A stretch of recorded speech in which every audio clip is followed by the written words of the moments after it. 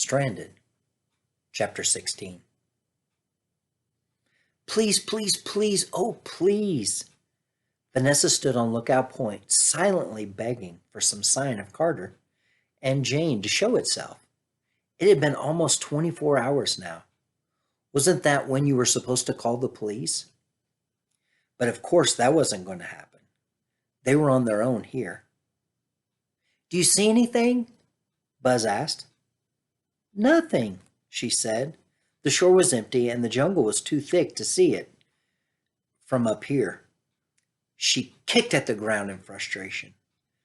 They could be anywhere in those woods. I told Carter to stick to the beach, but he is so stubborn. He probably went tromping around in there just because I said not to. We should keep moving, Buzz said. They'd been on the point for at least half an hour now. If they're not back at the boat when we get there, I think we should start walking again, all the way around the island if we have to. Vanessa nodded, but she was also torn. She hated to leave this spot.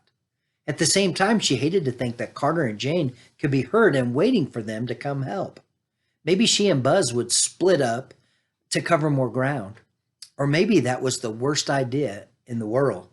There were no perfect answers for this. Well, not even any good ones. The cave led uphill into the dark and quickly banked to the right. Soon after that, Carter couldn't see any light behind them at all.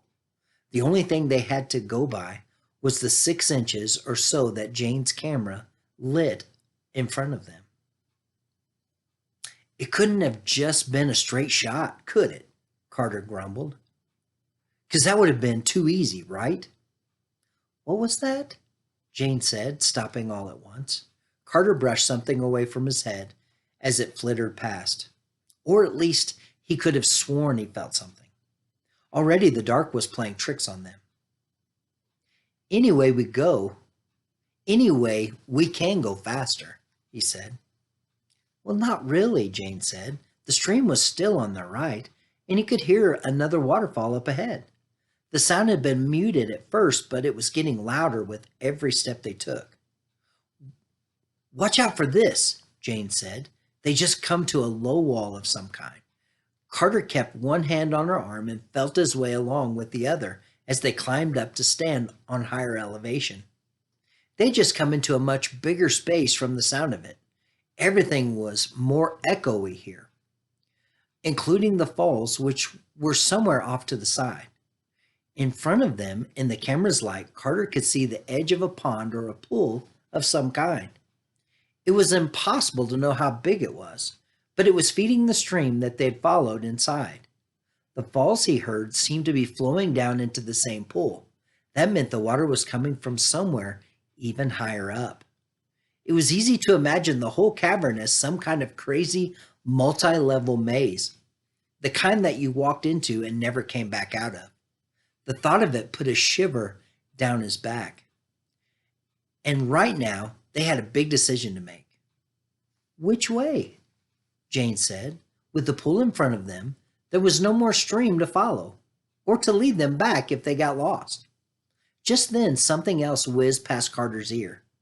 A bug, or a bat, or something. Let's just keep moving, he said, right away.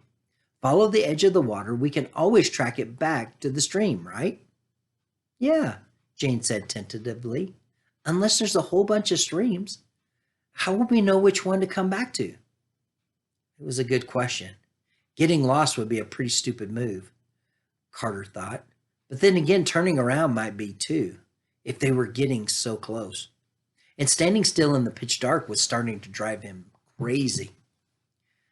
I say we go for it, he told her.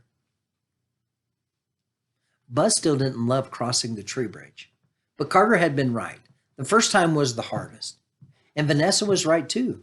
It helped if he stayed low, if he kept moving, and most of all, he didn't look down. The rest of the way to the beach was familiar by now, and it was easy. They slid down the gravel slope on their butts, using their heels to brake as they got near the bottom. Then they continued on around the giant rock formation and started past the mouth of the cave in the woods before the ground began another downward slope. It was quiet as they walked. Neither of them seemed to have a whole lot to say. But then, as they passed the cave, Buzz thought he heard Vanessa muttered something under her breath. "What?" he asked. "Huh?" Vanessa said. "What did you say?" he asked her again. "I didn't say anything. What did you hear?" Buzz stopped to listen. "Nothing, I guess," he said. And then there it was again, some kind of mumble. He and Vanessa stared at each other wide-eyed. She had heard it too. It was coming from the cave. The hairs on the back of Buzz's neck stood up. Was it a wild animal? One of those boars that Jane talked about? "Hello!" Vanessa called out. And then a small voice came back. "Hey, Vanessa, is that you?" It was Carter. Somehow, Buzz felt more shock than relief at first. None of it made any sense, almost as if they were hearing things. Both of them rushed in through the mouth of the cave as much as they could. The daylight from the woods behind them didn't reach very far, and soon Buzz was facing a wall of blackness that he didn't know how to navigate. "Carter! Jade!" he yelled. "Are you in here?" "Keep talking," Carter called out. "Where are you?" It was hard to know how to answer that one. "We're here," Buzz yelled. "Where are you?" He could feel Vanessa's hand on his shoulder behind him. "Should we get the flashlight?" she said. "It's still on the boat." "I don't know," Buzz answered. And then he saw it for the first time, a faint tiny glow just coming around some unseen corner in the dark.